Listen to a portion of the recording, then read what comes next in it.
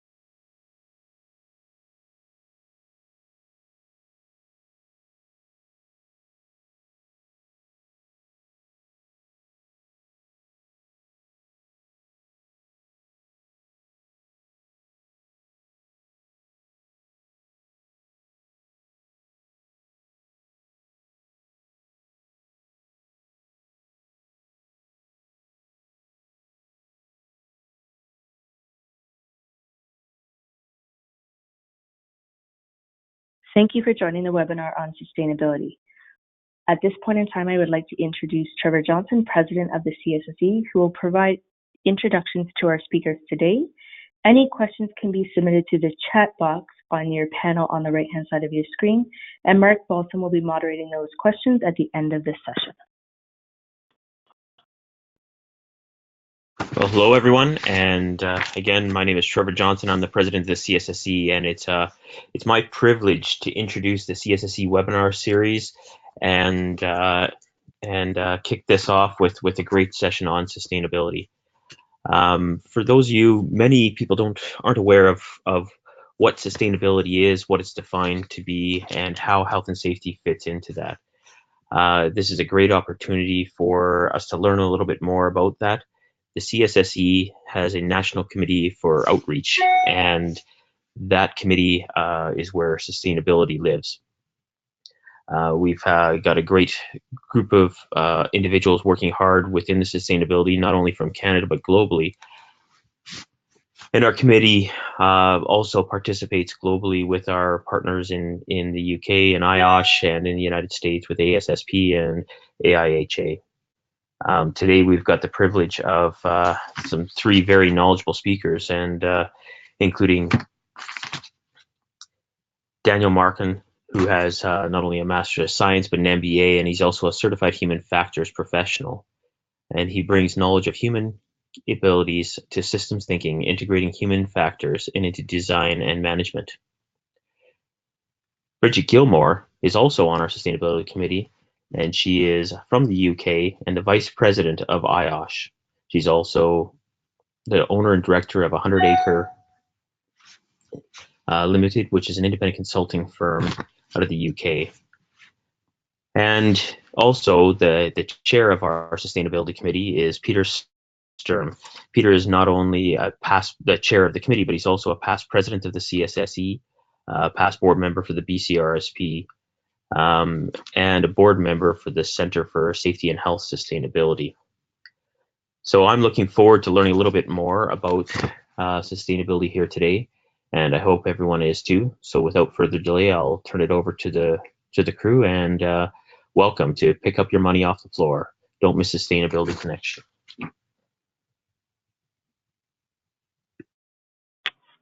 Thank you, Trevor. Daniel Makhan here in Halifax, Nova Scotia in Canada, for those international audiences. It's an interesting topic, and it's great to be part of this working group and this focus on sustainability. The title's kind of peculiar, but as we go into the concepts that we'll share, on which we'll be able to have a conversation, the meaning and the perspective will become interestingly clear as we move forward here. So my component here, Pick Up Your Money, it talks about the business value of human capital from a safety and sustainability perspective. I want to lead off with some concepts to kind of set the stage of what is sustainability, and then how might health and safety have direct linkages to advancing sustainability and the performance of organizations. So if we start off with the idea of an organization doing well by doing good. So we start off on that platform, doing well by doing good. So it speaks to how a business focuses, advances, propels, and monitors its business mandate, why it exists, what are its business goals, by minimizing negative impact and actually advancing positive impact on people, social sides of things, and the environment, the planet side of things. We often hear of sustainability as the triple P, planet, people, profits. And the order is generally presented as people, planet, profits, I believe. But the concept of all those elements must be actively managed to reduce and minimize loss, and in fact to achieve gain. So sustainability can also sometimes be referred to the various components as the environmental, the social, and the governance. And my session and my component today is to talk about the social. When we think about social, when we equate that to people, we can think of people within an organization, right, with the staff, the workforce, management, suppliers, all the folks that create value for that business.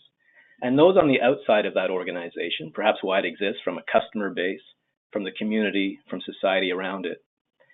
And then as we think about people, what do investors find interesting about organizations? They want organizations that are safe bets to invest money and to produce returns that are sustainable in time and have the ability to adapt to various pressures inside and outside that organization, be it competitive, environmental, supply chain, etc. So people, this is about people, about optimizing and engaging people within organizations to advance the business objectives, to enhance environmental impact, and to advance the value to people and society. So that gives us a framework. And as we go into this with the next slide, we'll see at the staggering magnitude of loss that is currently being realized from a global perspective. These numbers, and people are behind all these numbers, of course, but these come from the International Labour Organization 2017.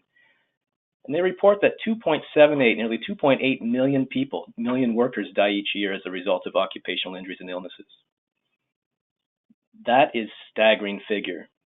but so too is the opportunity to advance the potential value of organizations by really harnessing the value of people and their knowledge base within companies and organizations. We think about the cost of loss. When dollar amounts are associated with this, they're estimated to be $3 trillion in terms of the cost of illnesses, injuries, and deaths, which is nearly 4% of the global GDP. From a perspective, it's the equivalent of 130 of the poorest nation's GDP is the amount of loss. And then this speaks and connects the concept of pick up your money. What's in our influence and impact to advance health and safety and to improve the presence of business performance and the future of business performance? So where are all these losses coming from? Where are these economic loss, the lost potential value, the lost return on labor, in terms of damaging human capital and reputations? Well, it lowers the competitiveness of that organization and diminishes its ability to deliver on its mandate and its business goals. It leads to higher absenteeism, where more has to be done with less people, more downtime and loss of productivity. There's money all over the place here. Underutilization of people's abilities, knowledge, skills, and abilities to enhance the business value of that organization. From an organization-wide perspective, it reduces their ability to compete in terms of economies of scale.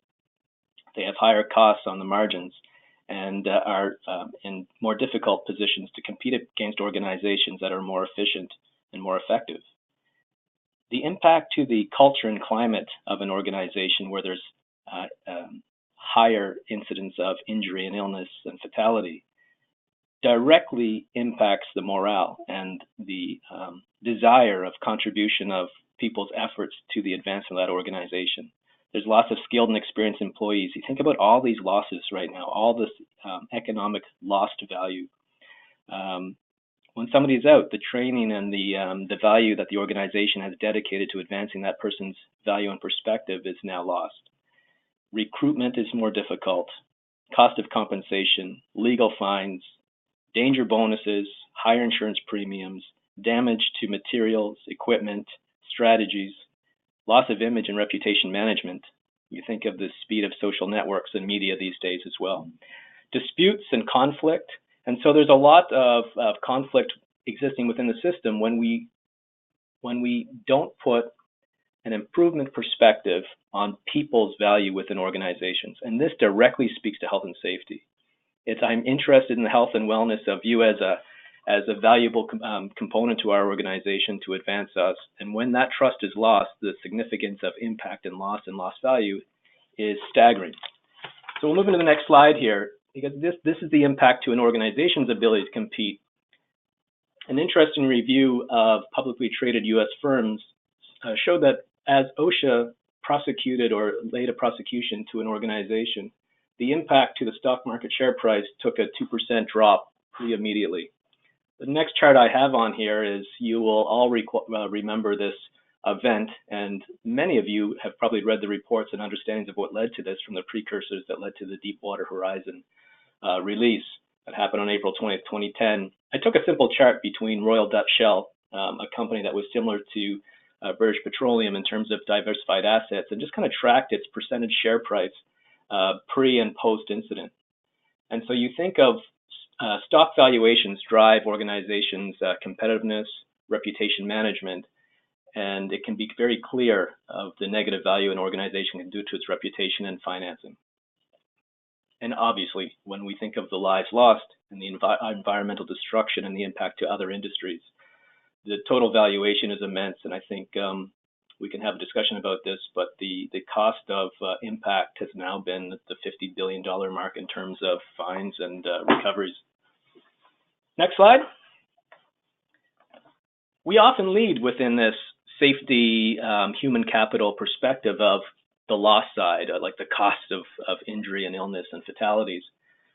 But what we need to do is shift our focus to the gain side of the value of people within organizations and the perspectives they bring through their knowledge, skills, and abilities to advance that business. So we want to move from the left side of this equation where organizations don't really give any attention. They might react where there's loss or injury. They might proactively seek to reduce injury and loss. But as we move further to the right, it's how do we actually not think about a loss but a gain and optimize the value of people and their knowledge base and how to improve things within organizations. So this aspect of human capital in the sustainability question is optimizing that interface and maximizing people's value to the organization. We'll move to the next slide. So here we think of how do we link health and safety to an organization that is an attractor for business investment. My background is ergonomics and human factors, and it's identifying how to design systems, life, and work to create value, reduce loss. And when you think of health and safety is a fantastic engagement strategy at organizations. You kind of speak to, you're very important to this organization. What do you know about our processes that we can make better? Where are our risks? What are we doing about those? I'm interested in your well-being. Let's have a conversation. We can make things better. So that as that engagement strategy, it also brings trust as business leaders or all levels of an organization have these conversations to grow engagement, to improve trust. Now, the outcome of that engagement comes up with specific areas to enhance the process, enhance the business. And when taken a staged, and I'll just jump back for a sec, when we take an approach where we're looking for areas to enhance process improvement, that of course brings positive benefit to business strategy.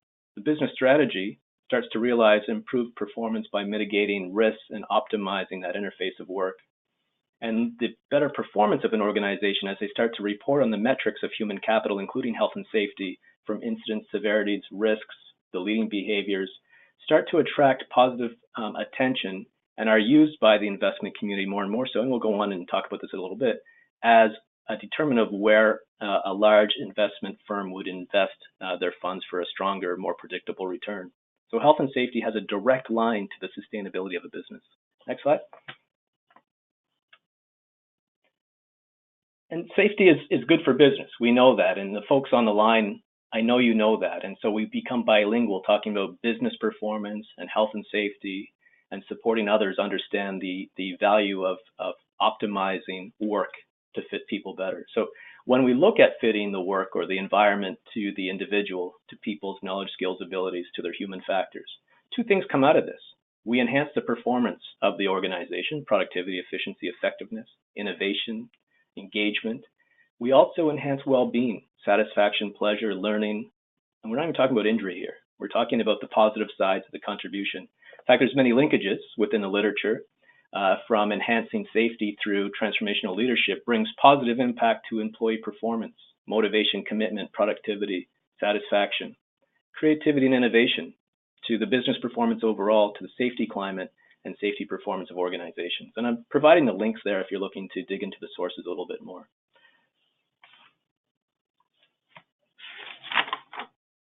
So it's interesting. I just came across this on LinkedIn. It's a little snippet. It's from Steve Jobs. And so when we think about enhancing the value of people to organizations, we're not just thinking about, say, perhaps the traditional types of heavy labor type of work, but all work, knowledge-based economy work, etc.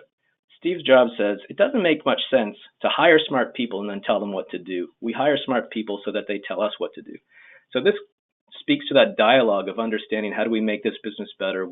How do we reduce our risk? How do we optimize our performance? Which might lead, as we think about investing in people, the health, safety, engagement of people at work, it might lead a CFO to ask perhaps the CEO, hey, what happens if we invest in developing our people and they leave us? The CEO may respond, what happens if we don't and they stay? So we think about the business value people bring to an organization. And as we look at competitiveness, the World Economic Forum, as well as a group called Management Development or Institute for Management Development, they basically track and rank competitiveness by country year over year. And when you plot the competitive rankings against the ILO's, the International Labor Organization's safety performance for those organizations or those countries, they mesh, and there's strong linkages and correlations between the two. And that's not a surprise to any of us. Moving into the value of gain. This speaks to the positive return on investment. So in terms of the business case for a focus on enhancing people and well-being within organizations, In a survey of senior financial decision makers, they reported that there's a $4.41 return for every dollar spent on safety improvement. And what's interesting, 40% of them said productivity was the greatest benefit. Not safety necessarily, but productivity. And that speaks perfectly to the performance of the right-hand side versus compliance or managing loss. We want to manage gain. Moving forward to the investor's view, on the next slide.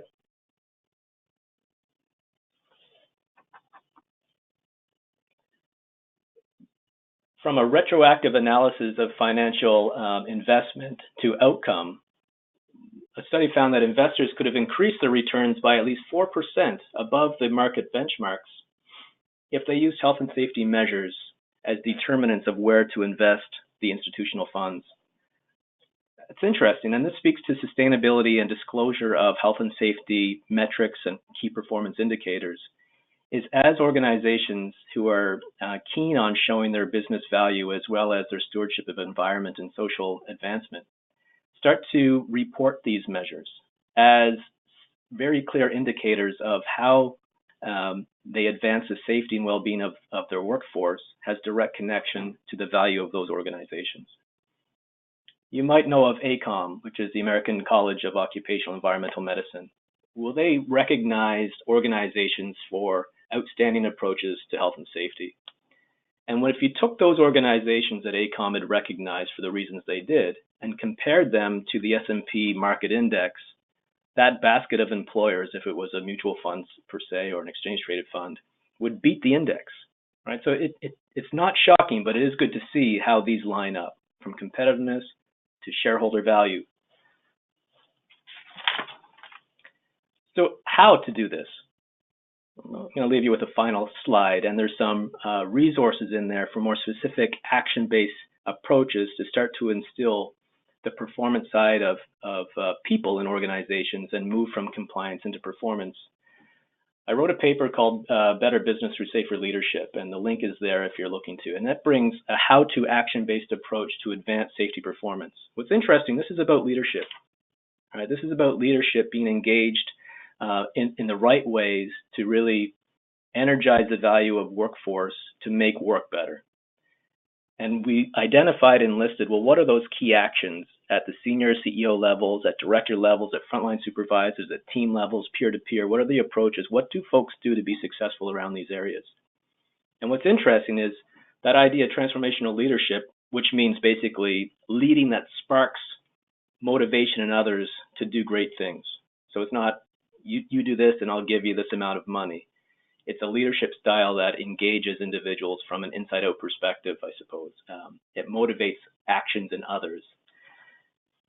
And so as we look at this, transformational leadership directly impacts safety climate. And this paper is full of the sources and the science and the research behind that and brings together those studies together in a practical way. But so transformational leadership brings positive impact to safety culture.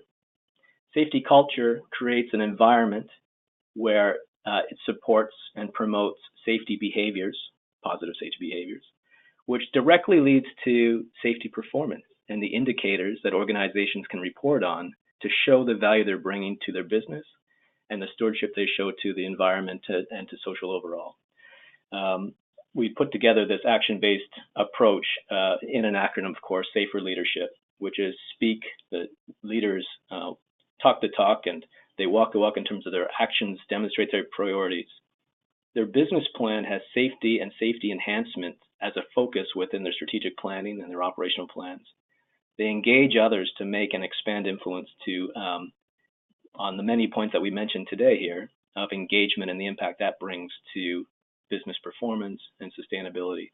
And they recognize positive contributions that others make to make work better. So we're going to move into a personal perspective by Bridget Gilmour from the UK. And I believe we'll have some discussion and questions following this webinar today. Thanks for your attention. I'd be happy if you want to reach out to clarify any points or to share your questions with the forum. Bridget, over to you. Thank you. Thank you very much, Daniel. Hello, everyone. Yes, I'm Bridget Gilmour and I'm a health and safety consultant, and I am sat in the UK as I'm talking to you. And this piece from me is very much a personal perspective on the conversation.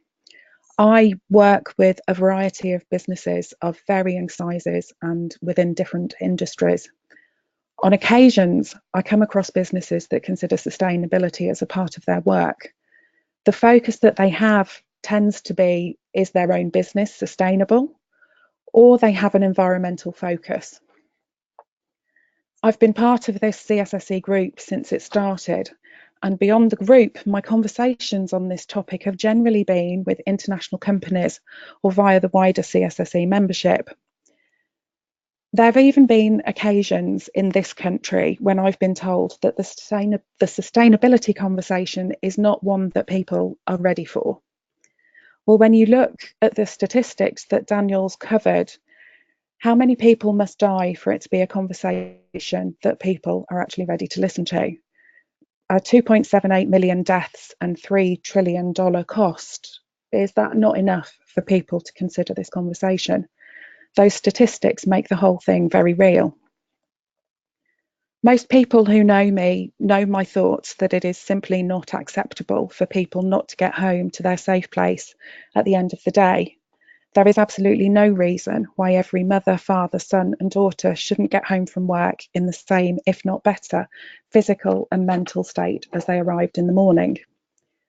As safety professionals, we know the percentage numbers of accidents that are actually avoidable in the workplace.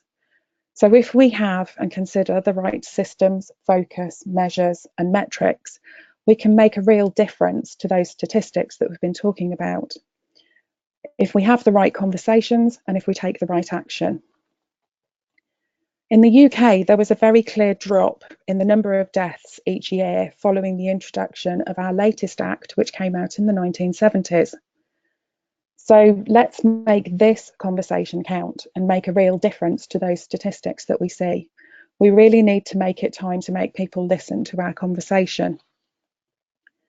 I've been really amazed through the last week or so by how the 10-year challenge on social media has shifted from people sharing their profile pictures to sharing pictures of the planet.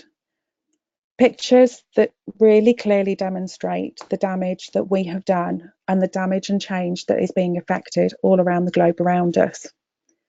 The environmental side of sustainability is something that has been worked on and talked about for years. Yet the images that you can see now prove that we still are making problems and we still have a long way to go in order to truly make a difference and protect the area around us. This needs all of us, and it's something that we have to do to make a difference on every single day. And this is a conversation that people have been having. So saying that people are not ready for our conversation is absolutely no longer acceptable in my or our opinion. It's our job to have that conversation, and it's our job to make it be heard. As my favourite bear says, if the person that you are talking to doesn't appear to be listening, be patient. It may simply be that he has a small piece of fluff in his ear. This conversation today is our first step to embracing a larger audience. It's our first step to really making a difference. Thank you for listening to me. I'm now going to hand you over to Peter Sturm, who's going to continue that conversation by what does sustainability mean to the safety professional and to the profession. Hello, everyone. This is Peter Sturm, and I'd like to thank Daniel for his business perspectives and what investors are looking for in returns, but also Bridget with that personal perspective. And we've got Mark Balsam on working in the background as our moderator for your questions, so please submit them to the chat box as we go along. So let's get to a few points in our discussion. And so what does this all mean to us? And what does it mean to the safety professional? And as has been alluded, we have many past and historical models and modes of compliance that we've relied on. In Canada, we had the health and safety legislation of the 1970s. We've got in the US, the OSHA Act of the 1970s. As Bridget said, we've got the Act in the UK. But I believe that sustainability and human capital is the next level. All of those are about 50 years old, and we're going into this new generation and moving forward. But how do we move that forward for the safety professional? And what does it mean when we talk to educators who are doing the education pieces still on compliance, and we got regulators who think they have the best compliance and acts out there, and policy makers who think we have the gold standard? But also we've got senior management out there that have, they're being blasted by multiple agendas and directions. But I think they need our help, and they need our help to understand the whole discussion around safety, around sustainability, and human capital. What does it mean to the safety profession? In Canada now, where the profession is, revisiting, and we're exploring, and how do we fit into this, and how do we as professionals, and how does the safety fit into the new world of business, and how do we remain relevant? Because some of us are starting to feel that we're starting to lose that leading role and that leading edge. But there are challenges for the profession, and there's a lot of things going on in Canada with respect to the regulated profession. But we've got HR organizations who one of their domains is health and safety, and we got sustainability champions in organizations that are talking about safety but are not necessarily part of that. But I really believe that we can make safety a good news story. What does it mean for the Center for Health and Safety Sustainability? There's been work going on since 2010, and it's a small group of dedicated professionals from IOSH and from ASSP and AIHA and from CSSE, but we represent over 100,000 practitioners from around the world. So that discussion has been happening, and it's again important for us as professionals to be engaged in that discussion and what's going on. What does it also mean from a Canadian perspective, and what are the opportunities with respect to sustainability? Corporate Knights, which is out of Toronto here in Canada, has the 100 sustainable global companies in the world, and they do a rating every year, and we take a look at them. And I'm really proud to say that 8 to 10 of those companies are Canadian out of the top 100 around the world. So we have companies here in Canada that know how to do it, and how do we take it forward? Even when you look at, from a Canadian perspective, our mining and chemical companies, they've been taking the environmental and also some of the human capital dimensions. And also when you look at our chemistry industries with responsible care that started in the 1980s. But that was a Canadian solution for sustainability for an industry. And it involves that human capital and that license to operate. So I think we know how to do it. We just need to get other companies involved and engaged in this.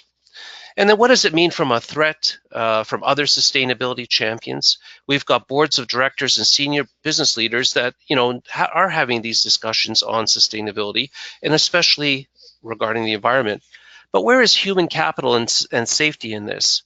Is it in the discussions of profit, planet, and people, which are fundamental concepts, but the concept of health and safety and people should be part of it. We as a safety profession, some are feeling that we're getting left out and behind, while others are carrying that torch. So there are so many good messages with our work in health and safety. So are we missing that opportunity at the board level? Are we missing that opportunity with our senior management? And again, we need, and with respect to our community. So what does it mean for opportunities? I think today's a call to action for us. How do we start to move that forward? And it isn't 2 or 3 people doing it, it's the community. There is a call for us to learn more about sustainability, learn more about human capital, and how does this fit in? And how does it really fit in with respect to our health and safety practice? There is an upcoming event that's happening in Europe with the Center for Health and Safety Sustainability with IOSH and L'Oreal, a great champion of sustainability. If you want to look at an organization that gets it, and that event is happening on April the 3rd in this year. But we've started that conversation also in Canada. Through the CSSE, we've led sessions at the Globe Conference in Globe 2018 and Globe 2016, which is the largest sustainability forum in Canada. It has over 3,000 people, and the center and representatives from each of our partner organizations have been there at those discussions and getting human capital on the agenda with them. So in summary, what are we leaving on the floor with regarding to sustainability? And again, so what does that mean to us? And just a couple of final thoughts for this webinar.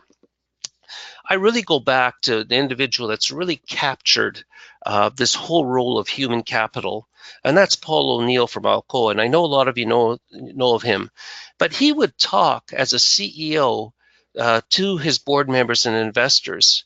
And there's this quote that comes up again and again, and he says, "I'm not certain if you've heard me. If you want to understand how Alcoa is doing, you need to look at our workplace figures." And I really think that the workplace safety performance is a phenomenal indicator of the health of an organization. And he also said that because of one of the things he's learned, if you're managing numbers, which include safety, it feels a whole lot different than if you're dealing with individuals, human lives, and injuries to people. We know that our work with the Center for Health and Safety Sustainability, NASDAQ, Bloomberg, and other industry reporting and rating forums want safety performance metrics for companies. Not the lagging ones, but they want the leading safety performance metrics of companies for them to decide whether they're going to invest their money in a winning and a safe company. So safety, sustainability, and human capital initiatives give us an opportunity to transform our society, particularly when it comes to health and safety efforts. So I will be handing over the microphone so each of us will have an opportunity for a voice. And we do have an opportunity to hear your ideas. But just a couple of things just to follow up is that we have at CSSE, a sustainability forum to hear about your perspectives, and we want to continue that dialogue. You can get involved with CSSE and the committees from that. We have been a small committee up till now, but we want to grow it and start to have those discussions. Simply go to the Center for Safety and Health Sustainability. As you see on the screen, there are 4 phenomenal reports that were done with the leadership at the center, and educate yourself and others on this great information that's contained on there. This was done in collaboration, with our partners, with IOSH, ASSP, AIHA, and CSSE, but become a leader in sustainability and advance the cause of human capital. So let's continue that discussion, and I'll pass it over to our moderator. Thanks very much, guys.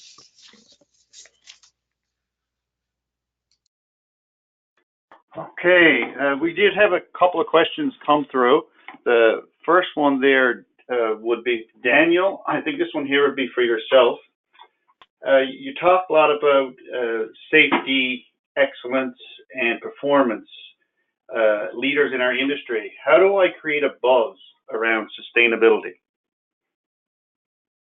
Right on. I think the first step is, what's your role and influence, right? So, an understanding within your organization who holds the attention and focus of that organization. Sometimes it's the CEO or the board of directors. Other times it's peer leaders and influencers. So first of, what is your role, and who has the voice that, as you get into their ear, as Bridget talked about there, can propel and propagate that connection. The reality is, good safety and wellness is good for business, right? It's easy.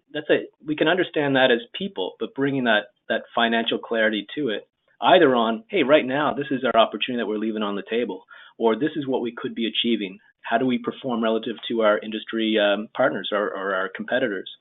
So getting those kind of numbers that can ignite further conversations, and not to lose sight of the power of engagement, that side of understanding the work through the people who do the work's perspective in terms of, what are the risks here? What can we make better? And bring that positive side of it. Figure out who you want to chat with. But really, this is an engagement play, right? When we're talking about people, it has to be about engagement versus dictating an approach forward.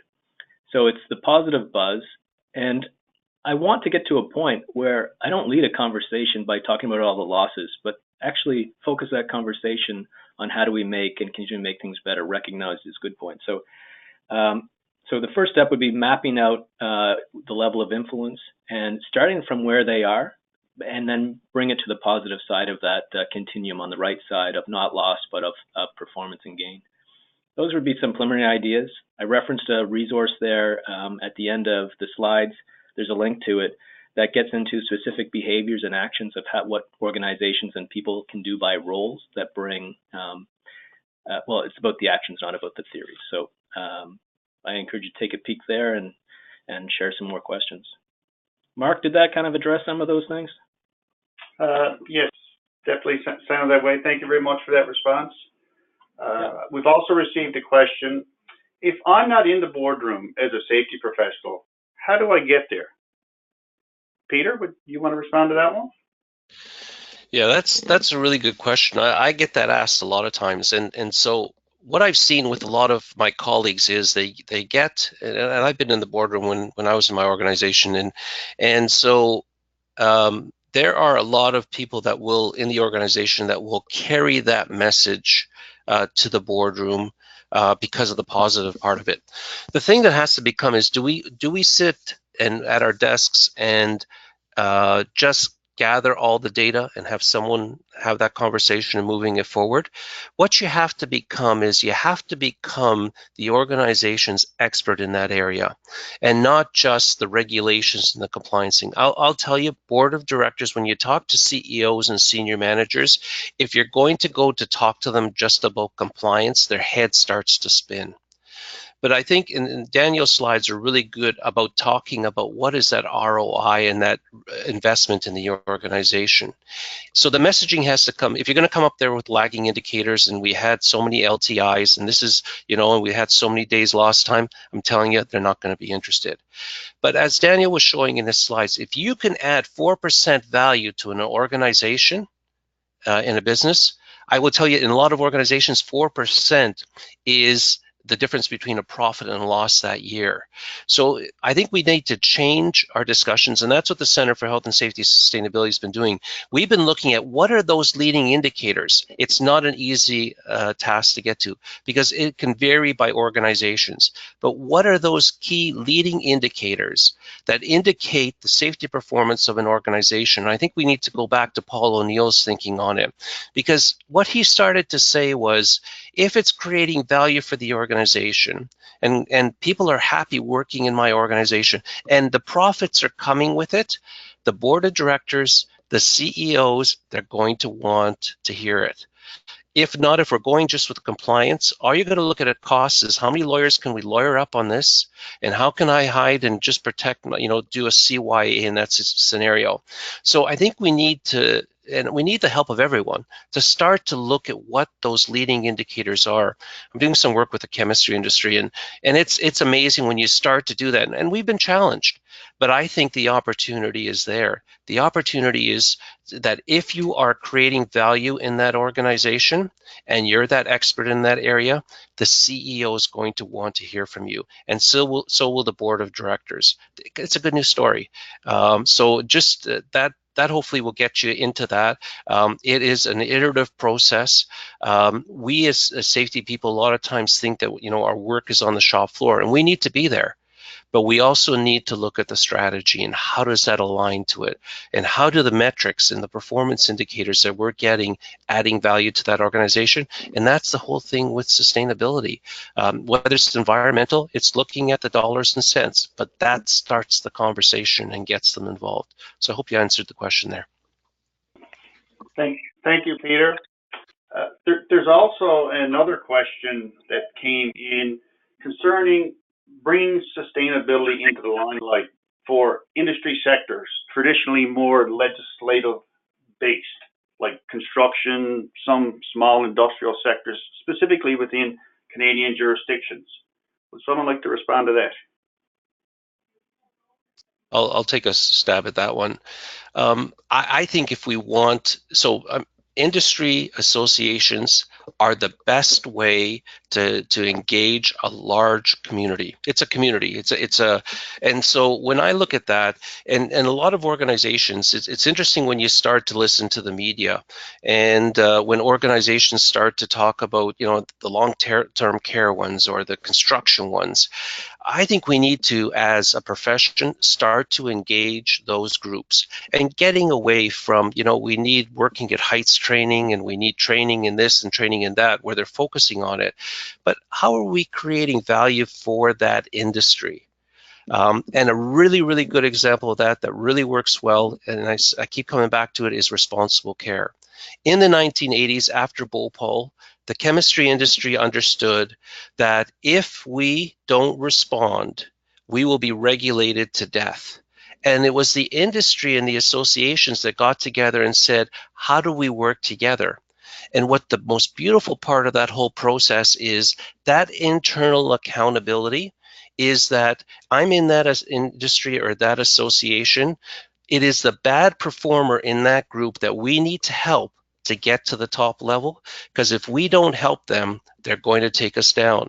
And we saw the discussion with BP there in the scenario there. Great companies, but what you look at what the impact was on the oil and gas industry, and you have the same impact when you start to look at what happened with Lac-Mégantic. It threw the whole industry with respect to transportation into a turmoil. And you've got some really, really good performers. You've got organizations there that really support a lot of good work with safety, but it's that one that takes the industry down. So we need to get those industry associations, because it is a good news story. It is about profit. It is about being able to promote your industry within the business market, and also the investor community. So it all just starts to flow really, really easily. I don't know if anybody else wants to comment on that. It's Perry. We have a couple of questions coming in online. One is from Dan Trottier. From the perspective of the panel, what size of organizations are currently actively involved in the development of sustainability strategies? I'll pass that one to you, Peter. I was going to say, can I just go ahead, Bridget? So I can't comment on a number of large organisations, but I do know one business in the UK who is a small company. They actually employ 180 people, but they then have a whole host of people who work with that business. So it's not the biggest of companies. It's very much a growing organisation. They're a manufacturing company and they are UK based. And they have considered an enormous amount of things about how their impact of everything that they do within their business has, in terms of everything that runs their site, everything that considers the impact on people, everything that considers the entire product life of their product. They're looking at it from environmental perspectives, but they're also then going an enormous amount further. They've gone beyond carbon neutral and gone carbon negative. And what I'm trying to say is that's actually quite a relatively small business. It's what we in this country would consider to be a small or medium-sized enterprise. But it shows that it doesn't have to be a really big, international, thousands of people working in a business in order to consider all of these different elements of the sustainability piece. It can have an impact even with those smaller companies. Hi, Mark, it's Peter here, and I echo exactly what Bridget is saying. Size does not matter. What matters is, where do you want to be in the future? So if you take a simple example, as an organization like Amazon that started in 1995, okay? Today, 20 years later, there are 185,000 employees. If that thinking back in 1995 was that I'm just a small company and I'm not going to go anywhere, it never would have happened. And when you start to look at those, and so, when you look at even things like the question came up with respect to construction, I might be a small 5 or 10 person organization, but if my performance on the job site and my performance with respect to safety is that is better than my competition, I guarantee you'll get the jobs. You got the converse. You talk to any contractor out there that if they've had a serious injury or a fatality, for 1 year after that event, the phone stops ringing because they're not seen as being a top performer. So how do you prevent that from happening and having those things in place? And we know events will happen, but do you have that, that plan in place with your, for sustaining your company and your people? Because those are the ones that are going to make either you going from a small company like 1995 with 10 employees, or you're going to stay at that level. This is a way to do it. It's scalable. It works. Thanks. Thank you, Peter. I have another question here from Gina.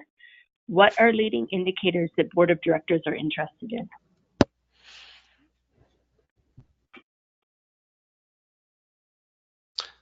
Dan, do you want to take that one? I'll take that one. They're looking at return.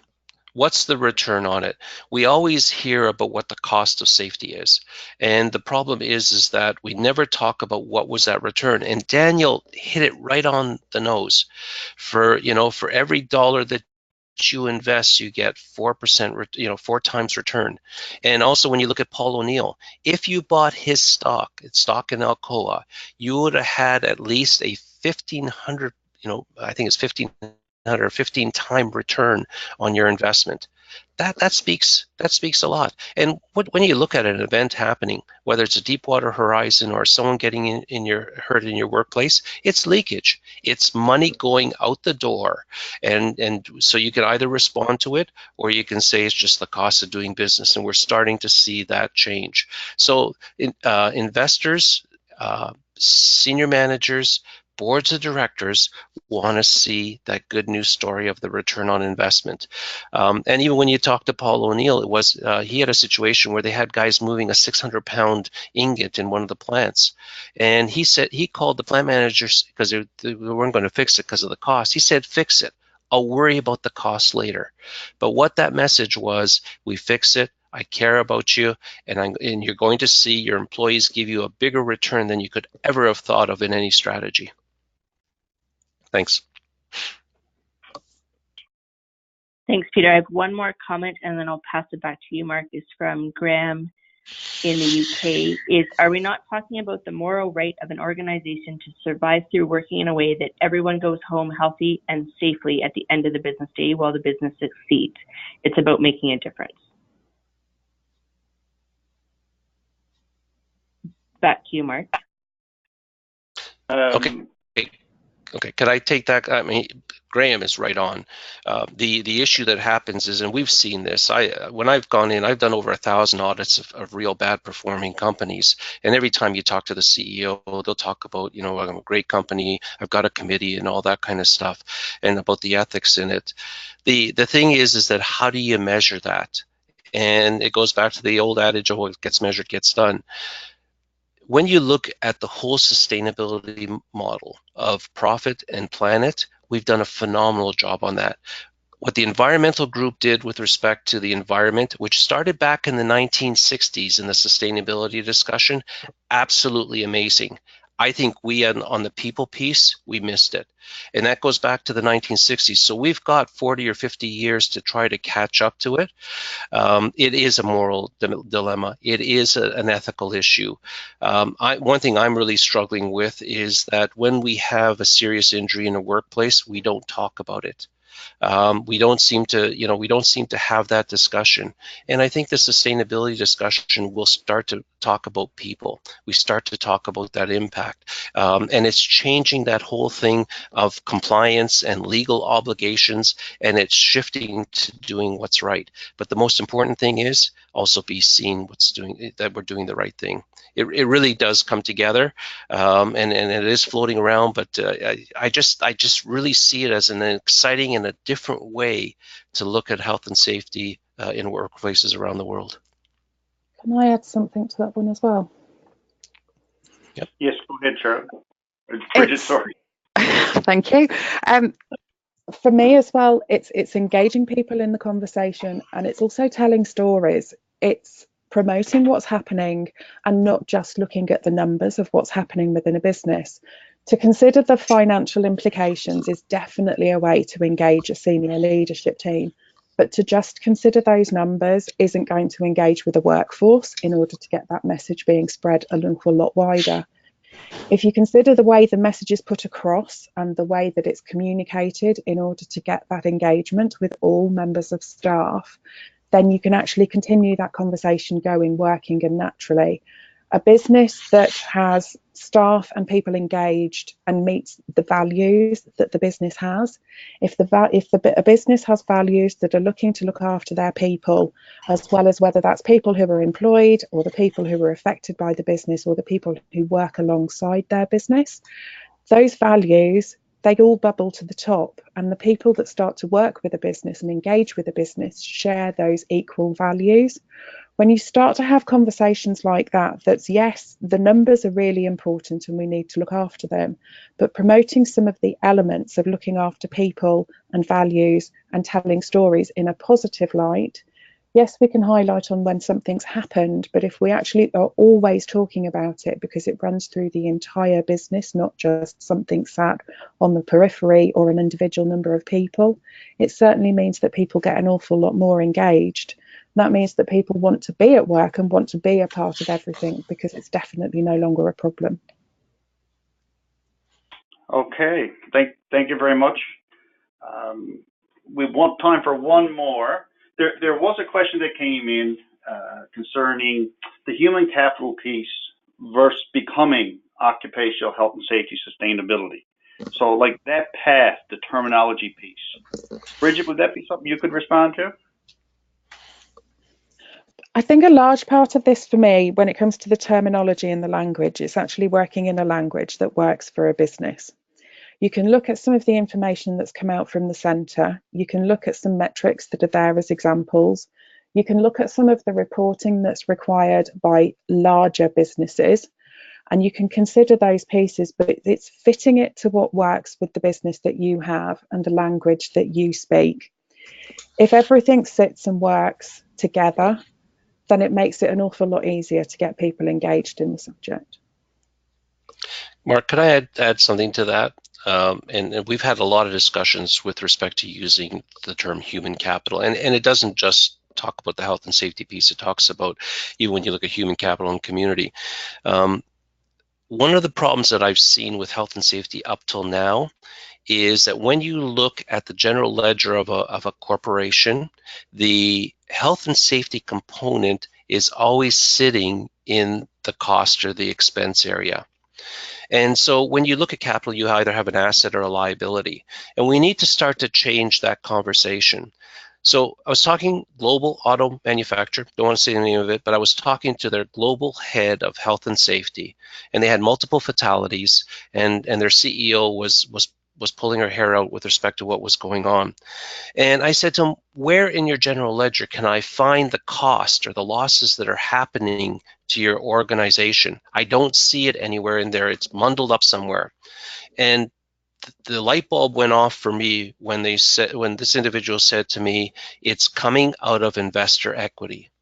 So what is happening? The investors would have gotten a $15 return on their stock, but they got a $13 return because the organization lost that money. They earned it as revenue, but they lost it. And so when you start to look at human capital, the positive part of it, and it's not about counting the dollars, it's about where does it fit in the business language. And we need to get to there, because when you look at our lagging indicators of LTIs and costs and training programs, it just all gets filtered into the loss part of the business, into the liabilities. And that's part of the business that anyone looking at it doesn't look like looking at liabilities. They want to look at assets, and they want to look at capital, and they want to look at value. And that shifts the whole conversation for them. Hope that makes sense. Thanks, Mark. Thank you very much. And I'd just like to say thank you to all of our panelists for great responses to all the questions we received today. At this time, I'd like to turn it over to Trevor Johnson for some closing remarks. Well, thank you, Mark, and thank you very much again, Daniel and Bridget and Peter. That was a great informative session, and I think it opens up the conversation. One of the things that we want to hear from all of you participating in the call and the webinar today is, what else would you like to know about sustainability? How do you feel that that it impacts your workplace, and what things do you need in order to carry the sustainability message forward? Again, whether you call it sustainability, human capital, health and safety has a role to play. And over the past few years, we've been playing a larger and larger role, not only in Canada, but also globally. So I'd like to continue the conversation on sustainability, and there's a link here below to a forum for this webinar. We will be posting some of the questions that didn't get answered, as well as some other comments, and hopefully opening up an opportunity to carry on the conversation, answer questions, and engage in further conversation. So please, again, if you're interested in learning more, we can also use some bodies on our outreach committee, and we'd like to see where we can take sustainability in our workplaces and throughout Canada. And stay tuned. We will be launching more webinars on this topic and many others upcoming. So we've got a few here that have just popped up on the screen, and some of these will be for all levels of health and safety practitioners and professionals in Canada, and some may interest you, some you may find or know somebody that they will be interested in. And again, if you have any questions or actually any suggestions for some webinars that you'd like to have, or if you are even interested in putting on a webinar, reach out to ourselves and out to the CSSE, and again, you can reach me at any time with any comments or questions at president@csse.org, and look forward to carrying that on. Again, we've got a great committee and a great group of individuals with sustainability here. And Peter and Bridget and Daniel, thank you very much for everything that you've contributed to the committee over the past few years, and also bringing your knowledge to this webinar. Thank you again, and I look forward to speaking with you all in the future. Thanks, Trevor. And to answer a couple questions that came through, within an hour, we'll send an email with a link to the PowerPoint presentation, as well as the recording and some links that were referenced throughout the webinar. So again, thank you, Peter, Bridget, Daniel, and Mark for your presentation. And I hope to see everybody's continued conversation online. Thanks, everyone.